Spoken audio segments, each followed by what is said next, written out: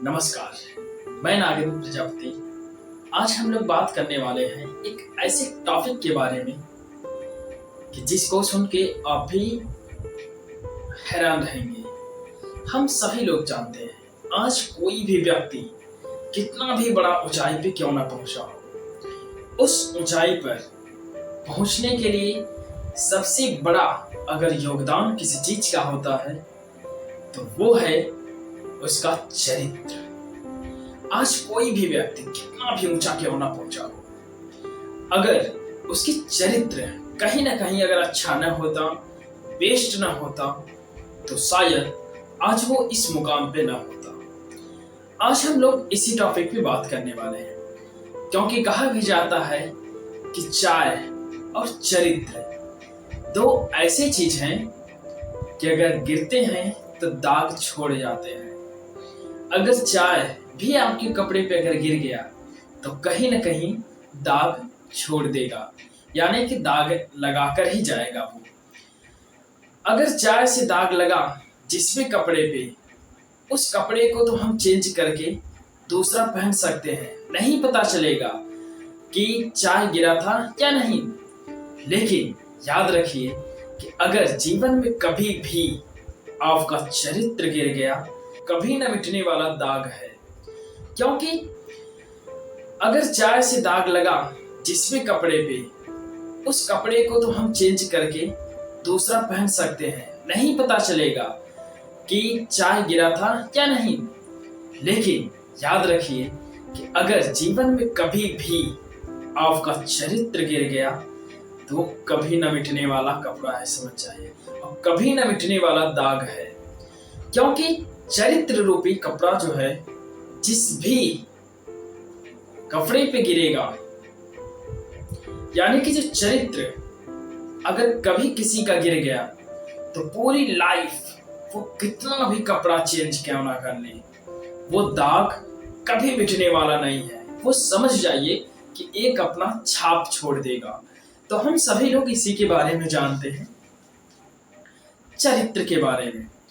जीवन में कहा जाता है कि अगर हमारे जीवन में समस्याएं आती हैं तो उस समस्या को बुद्धिमान लोग क्या करते हैं, बुद्धिमान लोग उसको कैसे हैंडल करते हैं, कैसे सॉल्व करते हैं उस समस्या को, या कैसे उस समस्या से आगे निकल जाते हैं।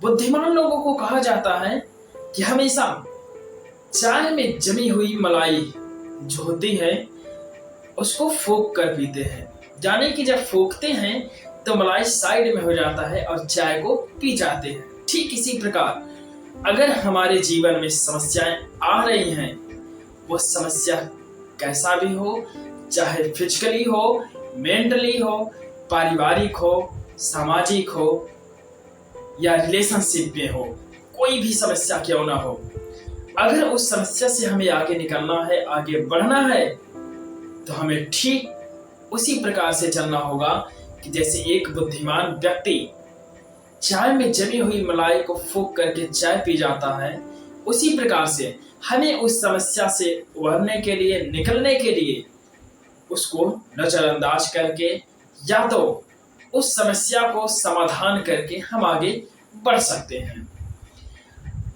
दूसरा, हम लोग बात करें चरित्र के बारे में। चरित्र आज के समय में कितना या हमेशा के लिए अगर बात किया जाए चरित्र के बारे में, तो अगर रावण और रावण के पास सबसे बड़ी सेना थी, सबसे शक्तिशाली था, बहुत ज्यादा विद्वान था, लेकिन फिर भी राम के आगे हार गया। पता है क्यों? अच्छा, रावण के हारने का कारण और राम के जीतने का कारण एक ही तत्व है। वो क्या है? चरित्र। चरित्र दोनों को डिसाइड कर दिया कि कौन हारेगा, कौन जीतेगा। रावण क्या था? विद्वान तो बहुत था, शक्तिशाली भी बहुत था, उसके पास सेना भी राम से बहुत ज्यादा थी, लेकिन राम की अपेक्षा उसकी जो चरित्र थी वो बहुत कम था। क्योंकि जहां एक तरफ रावण चरित्रहीन था, वहीं दूसरी तरफ भगवान राम चरित्रवान थे, इसलिए उनको भगवान राम कहा जाता है क्योंकि वो चरित्रवान थे। अच्छा, कैसे पता करें कि भगवान राम चरित्रवान थे कि नहीं थे? जहां रावण एक माता सीता को जंगल से हरण करके लंका लेके गया और वो अपना दासी बनाना चाहता था, इसका क्या परिचय हुआ कि मतलब उसके अंदर कहीं ना कहीं चरित्र की कमी थी। दूसरी अगर बात किया जाए कि जब पूरी लंका विजय प्राप्त कर लिए भगवान राम और एक पत्थर पे शिला पे बैठे हुए थे, तब अचानक देखते हैं कि उनके बगल से कोई एक महिला आ रही है। उसकी परछाई पड़ते ही वो तुरंत घूम के हाथ जोड़ के बोलते हैं कि देवी आप कौन है। इससे पता चलता है कि भगवान राम के अंदर कितना ज्यादा चरित्र कूट कूट के भरा हुआ था, यानी कि वो अपने साथ साथ अन्य महिलाओं की भी सबसे ज्यादा केयर करते थे या उनका सम्मान करते थे, रिस्पेक्ट करते थे। इसीलिए कहा जाता है कि चाय और चरित्र को हमेशा संभाल के रखिए, क्योंकि ये जब गिरते हैं तब दाग ही छोड़ के जाते हैं मेरे दोस्त।